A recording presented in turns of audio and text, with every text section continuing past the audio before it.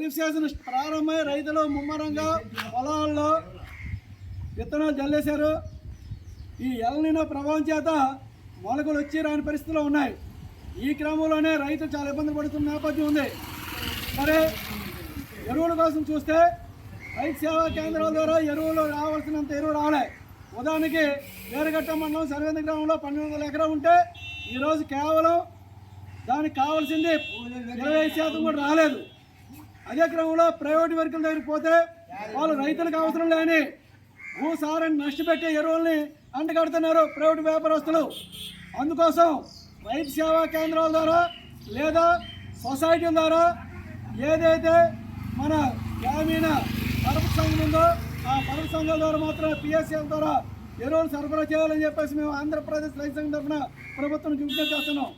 ఎందుకంటే ఈ నేపథ్యంలో ఎరువు వ్యాపారస్తులు ఇది ఆసరా చేసుకొని మరి కావాల్సిన ఎరువుని రైతుకి ఇవ్వకుండా భూమికి నష్టపెట్టే భూసారాన్ని నష్టపెట్టే రైతుకు అధిక భారం వేసే ఉదాహరణకి యూరియా కావాల్సి వస్తే 500 రూపాయల వరకు తీసుకుంటున్నాడు. అవసరం లేని ఒక మందుని అంటగడుతున్నాడు. డిఏపి కావాల్సి వస్తే 1150 రూపాయలు, కానీ 2300 రూపాయలు తీసుకుంటున్నాడు. అదనంగా అవసరం లేని ఎరువుని కంటపెడుతున్నాడు. అది భూసారాన్ని నష్టపెడుతుంది. అలాగే ఆరోగ్యాలు కూడా నష్టదాయకమైన ఎరువులు. ప్రభుత్వము ప్రకృతి వ్యవసాయం చేయండి, ప్రకృతి వ్యవసాయం చేయండి అంటున్నారు. ప్రకృతి వ్యవసాయం చేయడానికి ప్రోత్సాహం ఎక్కడిస్తుంది? అదే క్రమంలో ఈ ప్రకృతి వ్యవసాయం చేస్తున్న రైతాంగానికి ప్రోత్సాహాలు లేవు, చైతన్యం కూడా గ్రామంలో లేవు. అదే క్రమంలో రైతుకు మాత్రం ఎరువులు వాడడం తగ్గించని చెప్పేసి దఫాయిస్తామని చెప్తుంది. ఇప్పుడు 90 అని 90 పడటం లేదు, నెట్ అనేది బిజీగా ఉందని చెప్తుంది. అదే సమయంలో లోటు చెప్పమంటున్నారు. రైతులేమో వాస్తవ కౌలు రైతులు ఎక్కడ ఉన్నారు, భూ యజమానులు ఎక్కడో ఉన్నారు, వాళ్ళ వృత్తులు ఇచ్చా. ఈరోజు వాళ్ళకి వీళ్ళకి కమ్యూనికేషన్ ఉండట్లేదు. ఎరువు కావాల్సి వస్తే ఎక్కడి నుంచి ఎరువు వాడుతున్నాడు. అందుకు ఈ సమస్య ఎదురవుతుంది. కనుక ఎరువు కౌలు రైతులు చాలా ఇబ్బందులు పడుతున్న నేపథ్యం ఉంది. కౌలు రైతులకు గుర్తింపు కార్డులు ఇవ్వాల్సిన బాధ్యత ప్రభుత్వం మీద, అధికార యంత్రాంగం మీద ఉంది. అదే క్రమంలో ఈ సిస్టమ్ అనేది ఇప్పటికిప్పుడే అమలు చేయడంలో కష్టమవుతుంది. కనుక ఈ వాయిదా వేసి ఈ ఏడాదికి సామాన్య రైతులకే రైతు ఎరువులు అందించాలని మేము కోరుతున్నాం. అదే క్రమంలో ఏదైతే ఈ ప్రభుత్వ విధానం ఉందో పకడ్బందీగా అమలు చేయండి. ఇది చాలా అవసరమైంది భవిష్యత్తులో రైతాంగానికి. అదే చైతన్యం కూడా గ్రామాల్లో తీసుకురావాలి.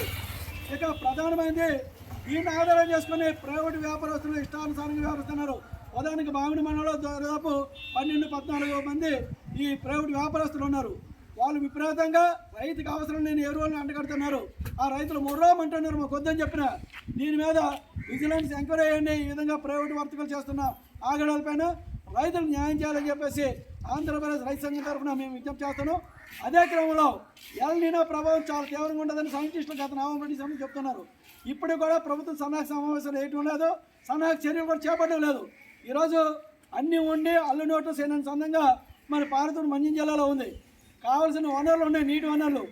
ఈరోజు తోటపల్లి ఎడమ కుడి కాలువ కానీ, లేదా ప్రధాన కాలువ కానీ, లేదా కావాడ రిజర్వాయర్ కానీ, లేదా జంజావతి కానీ, వెంగళరాయ్ కానీ, శివంకల పెదంకలం కానీ, లేదా సీతనాన్ కానీ, పొట్టిగడ్డ, ఇవన్నీ రిజర్వాయర్లు ఉన్నాయి.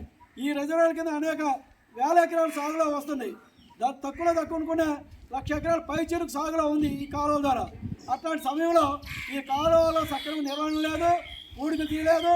ఈరోజు కూడా కాలువలో నీరు చేయట్లేదు.